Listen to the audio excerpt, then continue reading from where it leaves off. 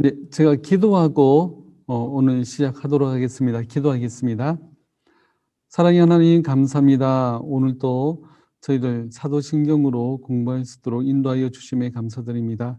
하나님은 이 좋은 봄날에 더욱더 우리가 하나님을 생각하며 또 우리가 사도신경을 배울 수 있는 이런 시간들을 허락하심에 감사드립니다.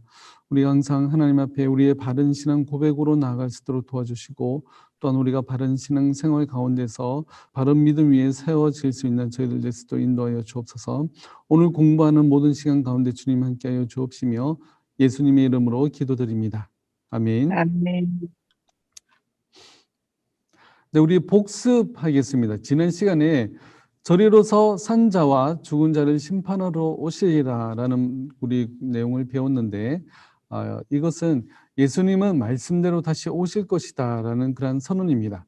예수님께서는 이제 2000년 전에 초림으로 이 땅에 오셨고 다시 이제는 재림하여 이 땅에 오실 것입니다. 그래서 우리는 오신 예수님을 믿음과 동시에 다시 오실 예수 그리스도를 믿는 그런 신앙 가운데 저희들이 살아가고 있습니다. 그리고 예수님께서는 세상 모든 사람들이 보는 가운데 오실 것이다. 아무도 모르게 오시는 것이 아니라 세상 모든 사람들이 알만한 모습으로 오실 것이다. 그렇기 때문에 예수님은 몰려왔다 가시는 분이 아니라 누구도 부인할 수 없는 그런 모습으로, 또 그런 이제 모양으로 오실 것이다라는 사실입니다. 그리고 예수님은 이 땅에 다시 오실 때에는 세상을 심판하실 것이다. 이 모든 것을, 이 세상 모든 만물을, 모든 사람들을 심판하실 심판주로 오실 것입니다. 그리고 자기 백성들은 하늘의 기쁨과 영원한 영광 가운데로 이끌어 들이실 것입니다. 그렇기 때문에 예수님께서 다시 오시는 것은 믿지 않는 자들에게는 심판이 되겠지만 믿는 우리들에게는 영원한 기쁨 가운데 나아가는 그런 것이 바로 재림의 심판의 날입니다. 그렇기 때문에 예수님께서 다시 오시는 날을 우리는 주여 어서 오시옵소서라고 우리는 바라보면서 그렇게 고백하며 기도하는 그런 삶 가운데 살아갈 수 있는 그런 백성들인 것입니다. 자, 그렇다면 오늘 여기까지가, 지난 시간까지가 예수 그리스도에 대해서 배웠습니다. 자, 오늘은 9강 9번째 수업입니다. 그리고 관은 13과 성령님입니다. 자, 성령을 믿사오며, 우리 사도신경에서 성령을 믿사오며라고 고백하는 내용을 우리 오늘 한번 살펴보도록 하겠습니다. 그래서 우리가 초반에 설명을 드렸는데, 사도신경의 구조는 성부 하나님, 성자 하나님, 성령 하나님, 이 세 부분으로 나눠져 있습니다. 그래서 오늘부터 이 이후의 마지막 시간까지는 성령 하나님에 관한 이야기다라고 보시면 됩니다. 성부 하나님은 우리의 창조와 관련되시고, 성자 하나님 우리의 구속, 우리의 구원과 관련이 있고, 성령 하나님 우리의 성화와 관련이 있는데, 이것을 굳이 이렇게 나눠서 생각하기보다는 다 통틀어서 생각해야 됩니다. 세상을 창조하실 때도 하나님께서는 성부, 성자, 성령 하나님이 같이 일하셨고, 우리를 구원하시는 일에 있어서도 성부, 성자, 성령 하나님이 같이 일하셨고, 또 우리가 이 땅에서 믿음 가운데 변화되는 그런 모든 과정 가운데도 성부, 성자, 성령 하나님이 같이 일하십니다.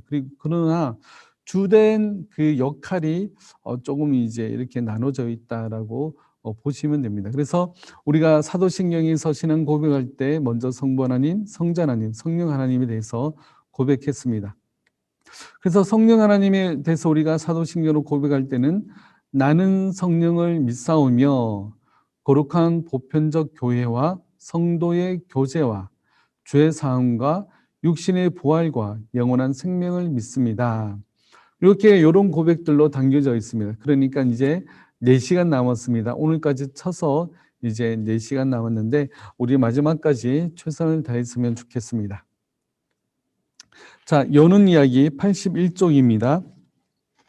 사도신경은 세 부분으로 이루어져 있습니다. 첫째, 성부 하나님과 창조, 둘째, 성자 하나님과 구속, 셋째, 성령 하나님과 구원과 성화입니다. 오늘부터 성령 하나님과 그분의 사역을 배웁니다. 여러분이 아는 성령님은 어떤 분이십니까? 또 어떤 일을 하십니까? 라는 질문인데, 지금까지 나는 성령님 하면 이런 게 떠올라. 성령님은 이런 분이죠. 이런 이제 어, 부분들이 있으신가요? 자, 우리가 성령 하나님이 어떤 분이신지를 우리가 생각하면서 오늘 수업을 통해서 우리가 성령 하나님이 어떤 분이신지 좀 더 분명히 알아가도록 하겠습니다. 자, 1번 성령님은 하나님이십니다. 성령님은 하늘과 땅을 지으신 창조주이십니다. 택하신 백성들을 구원하시는 구원자이십니다. 모든 것을 아시고 모든 일을 하실 수 있습니다. 많은 사람들이 성령님을 하나님의 에너지 정도로 생각하지만 아닙니다. 성령님은 하나님이십니다. 예수님은 세상을 떠나시면서 또 다른 보혜사를 보내시겠다고 약속하셨습니다. 성도들 곁에 계시며 성도들 속에 계시며 도우시는 하나님을 보내주시겠다고 약속하셨습니다. 요한복음 14장 16절 17절 말씀에 보면요, 내가 아버지께 구하겠으니 그가 또 다른 보혜사를 너희에게 주사 영원토록 너희와 함께 있게 하리니 그는 진리의 영이라. 세상은 능히 그를 받지 못하나니 이는 그를 보지도 못하고 알지도 못함이라. 그러나 너희는 그를 아나니 그는 너희와 함께 거하시며 또 너희 속에 계시겠습니다. 네, 어, 우리가 이 성령님을 보혜사 성령님이라고 얘기하거든요. 항상 우리를 도우시며 우리와 함께 동행하시면서 우리에게 모든 것을 깨닫게 하시는 또 진리의 하나님이십니다. 진리의 영이십니다. 그래서 우리가 예수님께서 떠나가신 이후로 성령님이 우리 안에 계시면서 성령님께서 말씀을 깨닫게 하시고 또 복음을 듣고 믿을 수 있는 믿음을 또한 허락해 주시는 그런 분이 바로 우리의 성령님이십니다. 그래서 여기 마지막에 보더라도 너희 속에 계시겠습니다. 항상 우리와 함께 계시면서 우리 안에 계시는 분이 우리의 성령님이십니다. 그래서 우리가 예수님을 나의 구주로 고백할 때 예수님을 나의 구원자요, 나의 구주로 고백합니다 하고 이제 예수님을 믿고 고백할 때 그때 성령님께서 우리 안에 거하시면서 그때로부터 우리에게 모든 진리와 지식을 알고 깨닫도록 해주시는 분이 우리의 성령님이십니다. 그 다음에 보면 베드로 사도는 성령을 속인 것을 하나님을 속인 것이라 하였습니다. 사도행전 5장 3절 4절 말씀에 보면요, 베드로가 이르되 아나니아야 어찌하여 사탄이 내 마음에 가득하여 내가 성령을 속이고 땅값 얼마를 감추었느냐. 땅이 그대로 있을 때에는 내 땅이 아니며 판 후에도 내 마음대로 할 수가 없더냐. 어찌하여 이 일을 내 마음에 두었느냐. 사람에게 거짓말한 것이 아니요 하나님께로다. 자, 여기 보면 아나니아가 그 땅을 이제 집을 팔고 이제 헌금을 하는데 반을 떼어두고 반만 이거 헌금을 했어요. 그렇다면 이 반을 헌금했다, 집한 값에 반을 헌금했다 그러면 되는데 집한 전부를 헌금했다라고 하면서 속입니다. 사람은 속일 수 있을지 몰라도 하나님은 속일 수 없겠죠. 그래서 여기 보면 내가 성령을 속이고 얘기하면서 그 다음에 밑에 보면 사람에게 거짓말한 것이 아니요 하나님께로다. 성령님을 속인 것이 곧 하나님을 속인 것이다 라고 얘기하면서 성령님은 곧 하나님이심을 잘 말해주고 있는 그런 성경 본문입니다. 그래서 책에 보면 성령님을 하나님으로 알고 있었던 것입니다. 성령님은 성부, 성자와 동일하게 참 하나님이십니다. 우리가 계속 배워왔듯이 성령님은요 하나님이세요. 하나님은 어떤 분이시죠? 인격적인 분이십니다. 하나님은 인격적인 분이시며 또 우리와 대화하면서 우리의 기도를 들으시고 응답하시는 그러한 하나님이십니다. 그렇기 때문에 성령님이 어떤 그러한 영향력이나 어떤 성령님을 불로만 이렇게 표현한다거나 그것은 잘못된 그런 이제 표현일 수가 있습니다. 우리 좀 더 성령님에 대해서 우리가 알아보도록 하겠습니다. 2번, 성령 하나님은 성부 하나님, 성자 하나님과 구별되지만 신령한 연합 속의 하나이십니다. 성령 하나님은 삼위 하나님은 같은 목적을 가지고 계시며 함께 일하십니다. 성령님은 온 세상을 성부, 성자와 함께 창조하셨습니다. 죽은 죄인들을 살리시려고 예수님에게 임하셔서 일하셨습니다. 예수님이 이루신 구속을 가지고 지금도 사람들을 구원하십니다. 그러므로 교회는 아버지와 아들과 성령의 이름으로 세례를 줍니다. 주 예수 그리스도의 은혜와 하나님의 사랑과 성령의 교통하심이 있도록 축복합니다. 자, 목사님들이 그 예배 끝날 때 축도할 때 성부, 성자, 성령의 이름으로 축도합니다. 절대로 성령님을 빼놓지 않거든요. 그것은 바로 성령님도 분명한 하나님이심을 말씀하고 있습니다. 그래서 우리가 삼위 하나님, 이 성부 하나님, 성자 하나님, 성령 하나님은 같은 동등한 위치에 있는 또 그렇지만 하나이신 하나님임을 우리가 고백을 하고 있습니다. 여기 보면 우리 성부 하나님과 성자 하나님과 성령 하나님과의 관계에 있어서 이런 표현들이 있어요. 성령이 성부에게서 나오신다. 신학교 가서 공부하면 이런 표현들을 만나게 되거든요. 그것이 요한복음 15장 26절에 나오는 그런 말씀에 관련해서 나오는 건데요. 요한복음 15장 26절에 내가 아버지께로부터 너희에게 보낼 보혜사 곧 아버지께로부터 나오시는 진리의 성령이 오실 때 그가 나를 증언하실 것이요. 아버지께로부터 나오시는 진리의 성령이라고 표현하고 있잖아요. 그러니까 성령님이 성부 하나님으로부터 나오시는 그런 분인 거예요. 그래서 요한복음에도 이야기하듯이 성령이 성부에게서 나오신다라고 표현합니다. 성령 하나님이 성부 하나님에게서 나오신다고 이야기할 때 우리가 오해하기가 쉬운데 이것은요, 성령님은 어떤 피조물이다라는 것이 아니에요. 성령님은 하나님이 만드신 그런 피조물이 아니라 동일한 하나님과 동일한 분입니다. 또 성부 하나님보다 열등한 그런 분이 아니에요. 성부 하나님에게서 나온 성령이기 때문에 어떤 열등한 그런 하나님이 아니심을 얘기하는 겁니다. 이것은 성령님의 어원을 우리가 살펴보게 되면 이제 푸뉴마라는 단어를 씁니다. 바로 영이죠. 영. 성령 할 때 그 영입니다. 그래서 푸뉴마라는 단어를 쓰는데 이 푸뉴마는 숨, 호흡 이런 뜻입니다. 그래서 이것은요, 성령님이 숨 쉬어지지 않았던 때가 없었다는 것을 이야기합니다. 점점 어려워지죠. 네, 성령님이 숨 쉬어지지 않았던 때가 없었다라는 것이 바로 이 성령님을 표현할 때 우리가 이야기하는 겁니다. 그래서 성령님은 항상 숨 쉬어지시는 분. 그러니까 성령 하나님은 하나님에게서 나오시는 참 하나님이시므로 그 신성에 부족한 것이 전혀 없으시고 참되고 온전하신 하나님이시다라는 것을 이야기하는 것이 바로 성령 하나님이 성부로부터 나오셨다는 그런 표현 안에 들어가 있습니다. 잘못 우리가 이해를 하면 그냥 외면적으로만 이해하면 성령 하나님이 성부에게서 나오셨네? 그러면 성부 하나님보다 어떤 열등한 분이네? 이렇게 생각할 수 있는데 그렇지 않다는 겁니다. 그리고 이런 표현도 있습니다. 성령이 성자로부터 나오신다.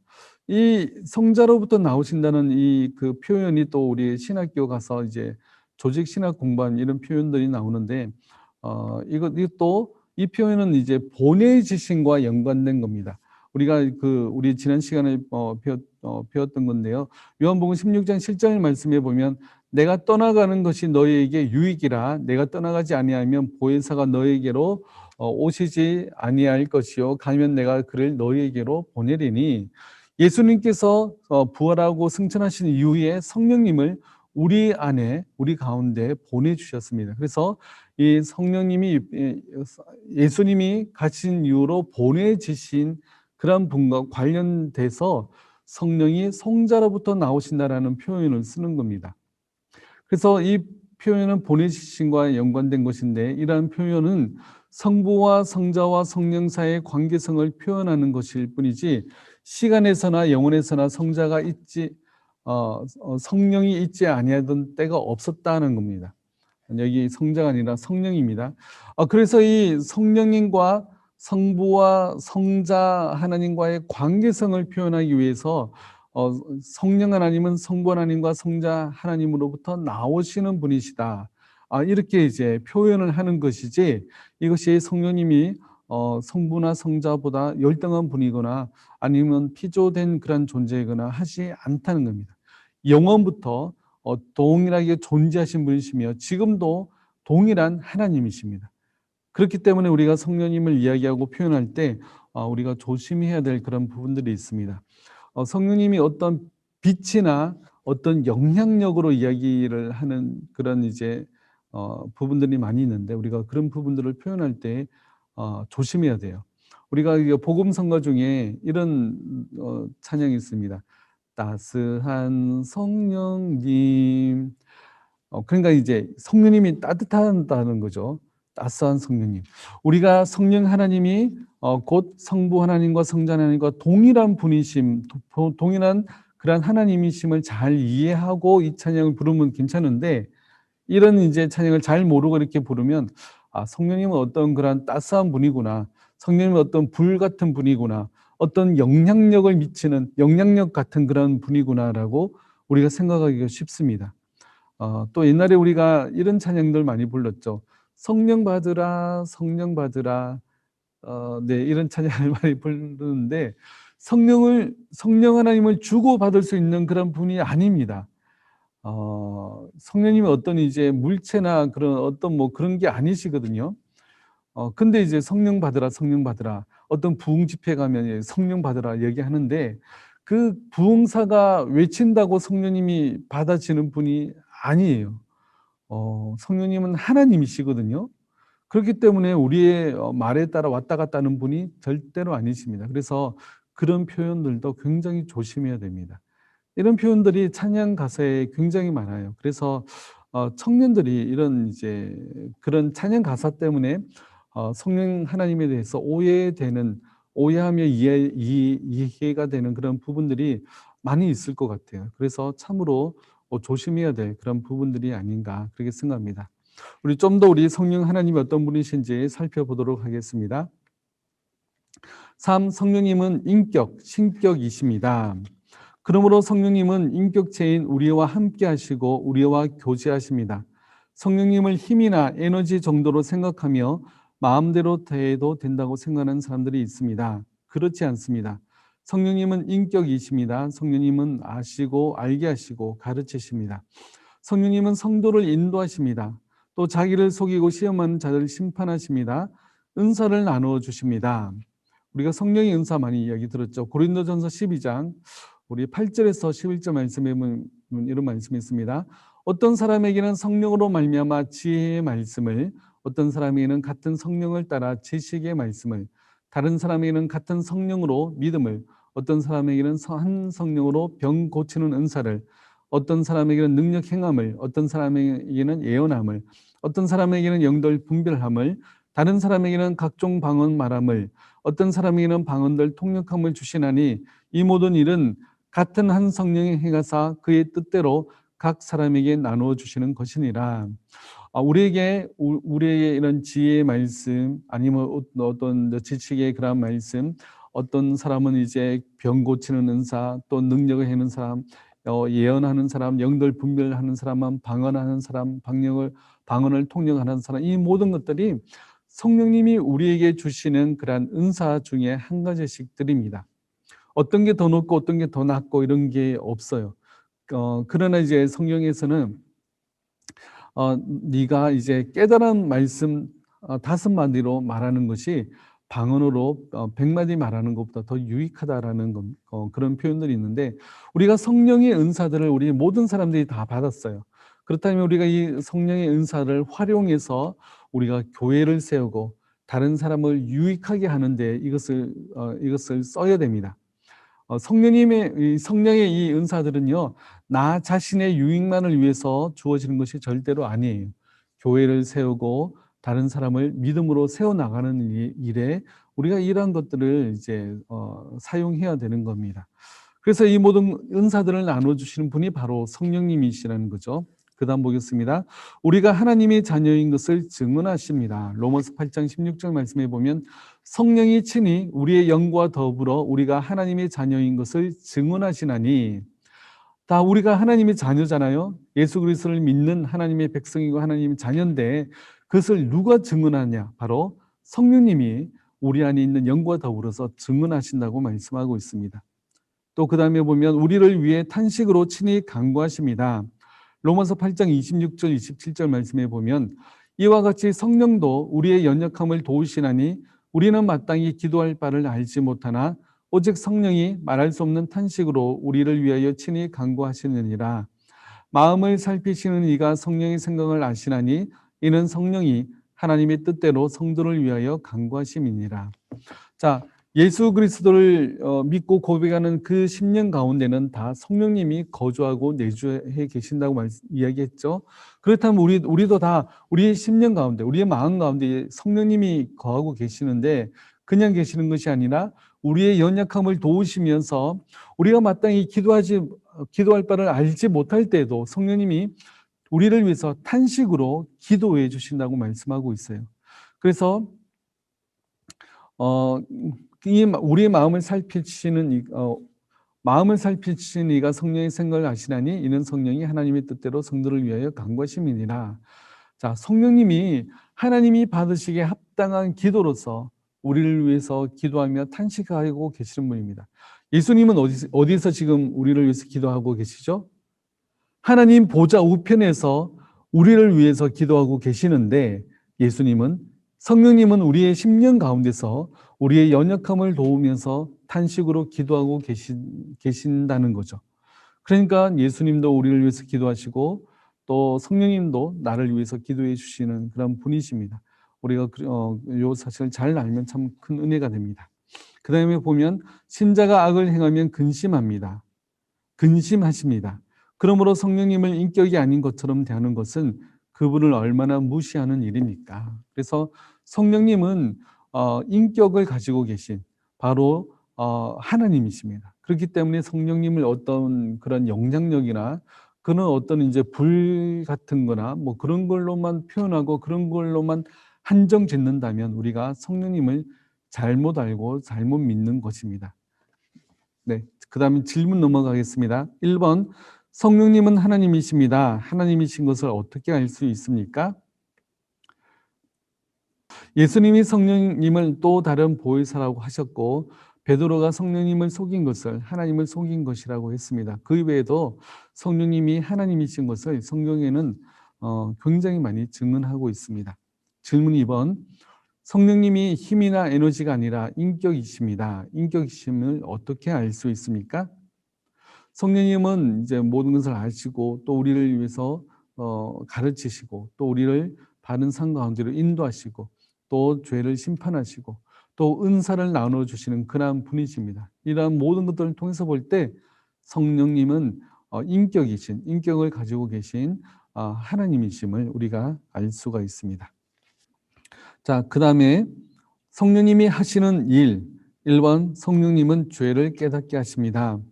성령님이 오셔서 죄에 대하여, 의에 대하여, 심판에 대하여 세상을 책망하십니다. 사람들의 죄를 깨닫게 하시거나 드러내셔서 하나님 앞에 더러운 죄인인 것을 알게 하십니다. 자신의 행위로는 의롭게 될 수 없는 죄인인 것을 알게 하십니다. 자신의 힘으로는 구원에 이를 수 없는 철저히 무능력한 자임을 절감하게 하십니다. 그리하여 구원의 주님을 바라보게 하십니다. 성령님은 우리 가운데서 우리 죄를 깨닫게 하십니다. 그 예수님을 믿지 않는 사람들은요, 죄가 무엇인지 모르거든요. 세상의 그러한 법이 정하는 것을 어기는 것을 죄라고 생각하지, 하나님을 믿지 못했고 하나님의 뜻에 순종하지 않는 그 모든 것이 죄임을 알지 못하는 거죠. 그러나 성령님은 우리 가운데서 죄를 깨닫게 하십니다. 그래서 우리가 이 죄로 말미암아 나는 절망할 수밖에 없는 존재이며 나에게는 오직 예수 그리스도의 보혈의 은혜가 필요하구나라는 것을 알고 믿게 하는 것이 바로 성령님이 하시는 일이라는 것이죠. 만약에 우리가 죄인인 것을 우리 자신이 깨닫지 못한다면 어떻게 되겠죠? 예수 그리스도의 그런 은혜가 필요하다고 생각하지 못하는 거예요. 그렇다면 우리에게는 나는 죄를 지은 죄인이 아닌데 굳이 교회를 다니고 예수님을 믿어야 될 필요가 있어? 이렇게 생각을 하게 되는 거죠. 그러나 우리 안에 죄를 깨닫게 하시면 우리 안에서부터 회개하고 하나님 앞에 엎드려 나오게 하시는 것이 바로 성령님이 하시는 그런 일입니다. 2번, 성령님은 택한 백성들을 부르시고 구원하십니다. 아담의 후손인 인간은 이미 죄 가운데 죽었기 때문에 하나님의 은혜에 반응할 수 없습니다. 성령님은 그리스도의 복음을 통해 죽은 자를 살리십니다. 죄를 씻으시고 새롭게 하십니다. 디도서 3장 5절에서 7절 말씀에 보면요. 우리를 구원하시되 우리가 행한 바 의로운 행위로 말미암지 아니하고 오직 그의 긍휼하심을 따라 중생의 시승과 성령의 새롭게 하심으로 하셨나니 우리 구주 예수 그리스도로 말미암아 우리에게 그 성령을 풍성히 부어 주사 우리로 그의 은혜를 힘입어 의롭다 하심을 얻어 영생의 소망을 따라 상속자가 되게 하려 하심이라. 네. 그래서 이제 성령님께서는요, 죽었던 우리를 살리셔서 우리 안에 그 죄를 깨닫게 하시고 또 그리고 예수 그리스도로 말미암아 그 풍성히 부어 주시는 그 은혜를 힘입어서 또 하나님의 백성이 되어 영생의 소망을 쫓아가는 그런 상속자가 되게 하신다고 말씀하고 있습니다. 그러니까 우리는 죄로 말미암아 이미 죽었던 자였는데 성령님께서 우리를 살리셔서 우리 안에 죄를 깨닫게 하심으로 말미암아 우리가 하나님 앞에 회개하며 나올 수 있도록 하는 그런 역할을 우리 성령님이 하시는 거죠. 그 다음에 보겠습니다. 사람의 죄를 씻으려고 구원하실 분은 예수뿐임을 알고 고백하게 하십니다. 예수 그리스도를 향하여 손을 내밀게 하십니다. 그리스도를 구주로 믿게 하십니다. 예수 그리스도를 나의 구주로 믿게 하시는 분이 바로 성령님이 우리 안에 그렇게 하시는 겁니다. 어떤 사람은 이런 사람이 있죠. 아니 내가 교회 나왔고 내가 먼저 예수님을 믿었는데 무슨 성령님이 그 먼저 나에게 그런 이제 역할을 하셨냐 이렇게 반문하실지도 모르겠습니다. 그래서 어떤 이제 그 예를 들면 우리 지하철 내려가면 이제 구걸하는 분들이 계시는데 또 어떤 사람이 구걸하고 있어요. 근데 백만장자가 그 길을 지나가다가 너무 불쌍해서 그 거지에게 내가 너에게 10억을 주겠다라고 얘기했어요. 깜짝 놀랄 일이죠. 근데 조건이 하나 있었습니다. 네가 가진 1,000원을 가지고 내 10억을 사라. 공짜로는 주지 않겠다. 1,000원으로 이 10억을 너에게 팔겠다라고 얘기했을 때 그 거지에게는 그 당시에 1,000원도 없었던 거예요. 100원 정도밖에 없었던 거예요. 그랬더니 그 부자가 오히려 1,000원을 그 이제 거지에게 주면서 그 거지 구걸을 하는 사람으로 하여금 내가 이 1,000원을 너에게 줄 테니 이 1,000원으로 내가 가진 10억을 사라라고 해서 그 1,000원을 가지고 10억을 샀다는 그런 만들어낸 이야기가 있습니다. 그런데 처음에 우리 그 10억을 살 수 없잖아요. 1,000원이 없어서. 그 처음에 주는 그 1,000원조차도 바로 성령님이 그렇게 주셨기 때문에 우리가 예수 그리스도를 믿을 수 있다는 사실입니다. 나의 힘과 나의 의지와 나의 노력으로 말미암아 내가 이 구원의 주님을 선택할 수 있었던 것이 아니라 그 선택할 수 있는 마음을 들게 하는 것조차 성령님이 우리 안에 불러일으켰기 때문에 내가 누구의 전도를 받지 않고 교회를 나와서 예수님을 믿게 되었던 거죠. 그러니까 스스로 교회를 나와서 예수님을 믿은 사람이라 할지라도 그 마음 가운데 그 발걸음을 옮기고 믿음을 일으키는 분은 바로 성령님이라는 거죠. 성령님이 하셔야 가능한 일입니다. 자, 그 다음 보겠습니다. 3번. 성령님은 구원받은 성도 안에서 일하십니다. 성령님은 성도의 마음속에 거룩한 것을 원하게 하시고 행하게 하십니다. 성도가 죄를 지을 때 성령님이 탄식하심으로 죄를 토설하여 버리게 하십니다. 성령님은 성도의 마음에 의롭고 거룩한 것을 추구할 마음을 주십니다. 주님과 거룩한 사람들을 본받고 싶은 마음을 주셔서 그리스도를 닮은 사람으로 변화시켜 가십니다. 우리가 이제 예수님 믿고 우리가 신앙생활 하면서 내가 오늘은 더 기도해야 되겠다. 오늘은 내가 더 성경을 읽어야 되겠다. 내가 오늘은 더 열심히 하나님 앞에 나와서 또 예배를 드려야 되겠다. 이런 마음들이 드는 모든 것들이 성령님이 우리 안에 주시는 마음이라는 거죠. 사탄이 우리에게 이런 마음 줄까요? 사탄이 너 빨리 성경 더 읽어. 너 더 열심히 기도해. 너 더 열심히 하나님 앞에 나가서 예배 드려. 이런 마음을 줄까요? 절대로 주지 않겠죠? 그 마음은 바로 성령님이 주시는 마음이라는 거죠. 하나님 사랑하는 마음을 주셔서 주의 이름과 영광을 위하여 일하게 하십니다. 사람들을 긍휼히 여기고 사랑하려는 마음을 일으키셔서 선을 실천하게 하십니다. 주의 일을 감당하려는 소원을 주셔서 열심을 품고 주를 섬기게 하십니다. 네, 교회 안에서 봉사하고 또 다른 사람들을 위해서 헌신하는 그 모든 일들도요, 바로 성령님이 주시는 자원하는 마음을 주셨기 때문에 그 일이 가능하다는 거죠. 그래서 다른 사람을 저 믿음의 선배를 본받으려고 하고 믿음이 연약한 이들을 붙잡아주고 그들을 일으켜 세워주고 또 아직도 예수 그리스도를 믿지 않는 자들에게 주의 사랑으로 말미암아 그들에게 복음을 전하고 싶은 마음을 가지게 하는 그 모든 일들을 바로 성령님이 하시는 겁니다. 그죠? 성령님이 우리 가운데 굉장히 많은 일들을 하셔요. 근데 우리가 잘 잊어버리고 살죠. 네, 그 다음에 우리 질문 3번. 성령님이 하시는 일은 죄를 깨닫게 하시는 일입니다. 왜 죄를 깨닫게 하십니까?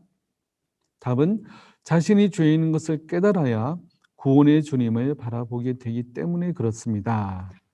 네, 질문 4번. 성령님은 성도들의 마음속에서 무엇을 하십니까?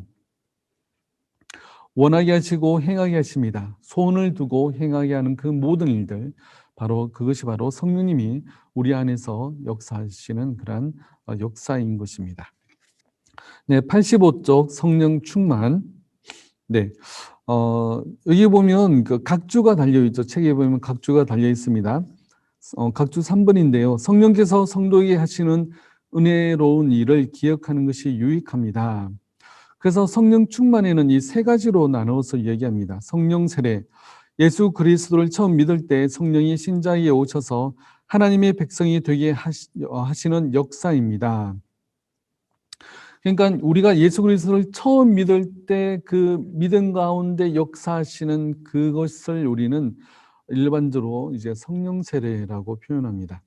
죄를 씻어주시고 새 사람으로 만드셔서 주님과 한 몸을 이루는 것입니다. 성령 세례는 성도의 일생의 일회적 사건이므로 거듭난 후에 또다시 성령 세례의 특별한 경험을 추구할 것이 아닙니다. 예수 믿고 성령 세례를 받은 성도가 구해야 할 것은 성령 충만입니다. 네, 성령 세례와 성령 충만을 이렇게 좀 구분해서 이야기를 하고 있습니다. 성령 세례는 처음에 예수 그리스도를 믿을 때 부어지는 그러한 은혜를 성령 세례라 그러고 우리가 처음 예수 믿고 나서 이후에는 우리가 성령 충만함을 받아야 된다고 이야기하는 거죠. 두 번째, 성령의 열매. 새 창조의 영이신 성령께서 우리 안에 새 사람을 창조하십니다. 잃어버린 하나님의 형상을 다시 회복시키십니다. 성령 세례를 받은 사람이 성령 충만을 사모하며 갈 때 성령의 열매를 맺습니다.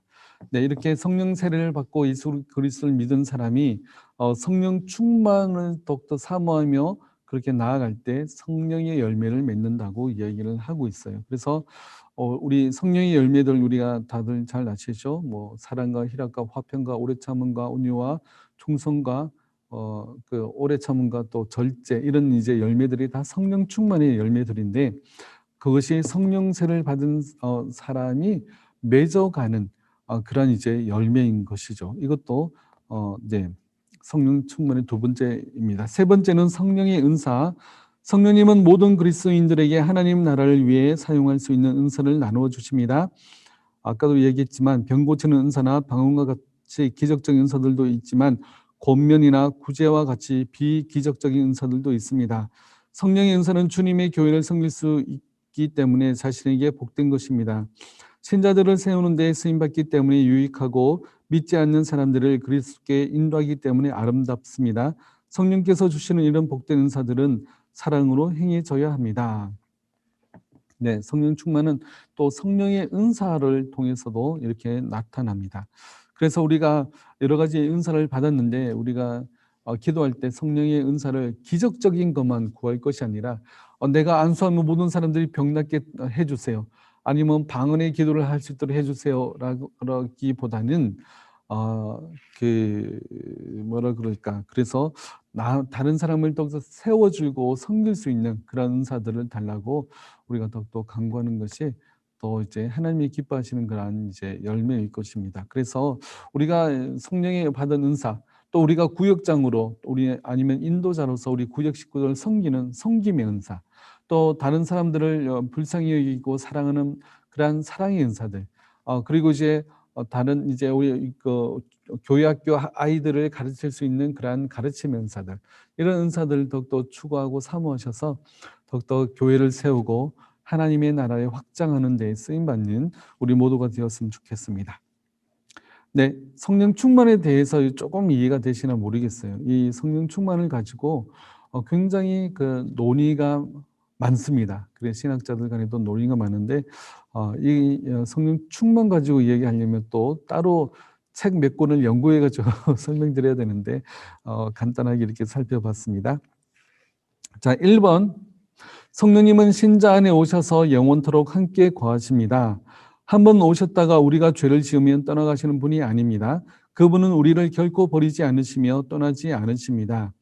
히브리서 13장 5절 6절 말씀에 보면 그가 친히 말씀하시기를 내가 결코 너희를 버리지 아니하고 너희를 떠나지 아니하리라 하셨느니라. 그러므로 우리가 담대히 말하되 주는 나를 돕는 이시니 내가 무서워하지 아니하겠노라.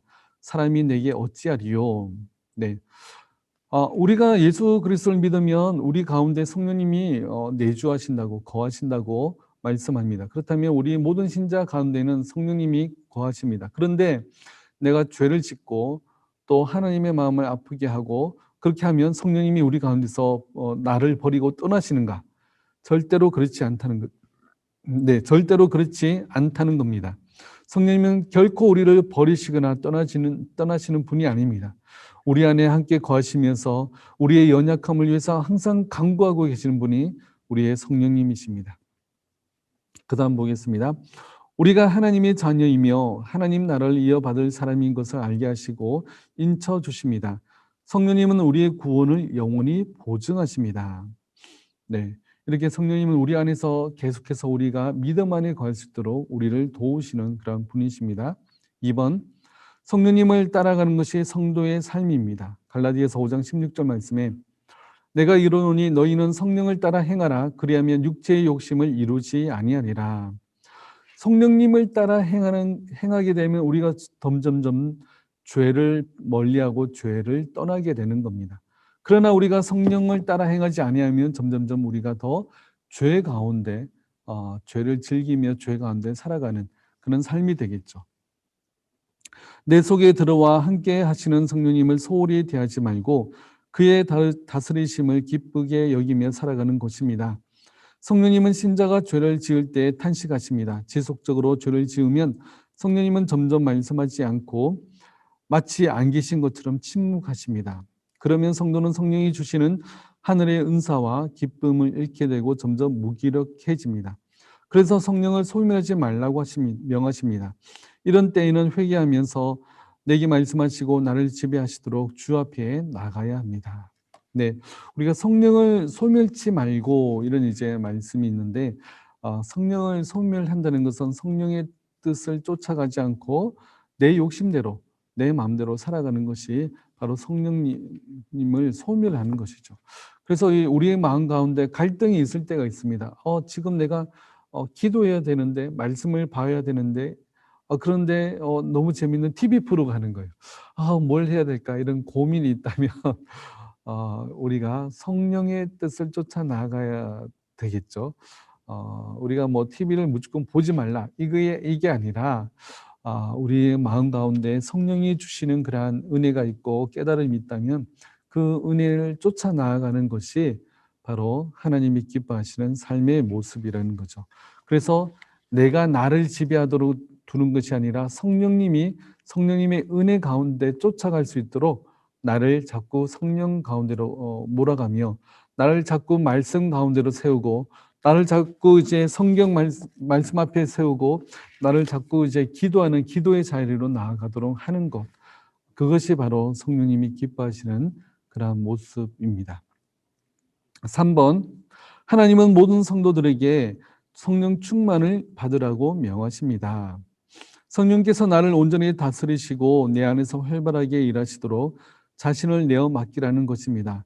술을 비롯한 세상의 즐거움이 내 마음을 차지하지 않고 성령께서 나를 지배하시도록 맡겨야 합니다.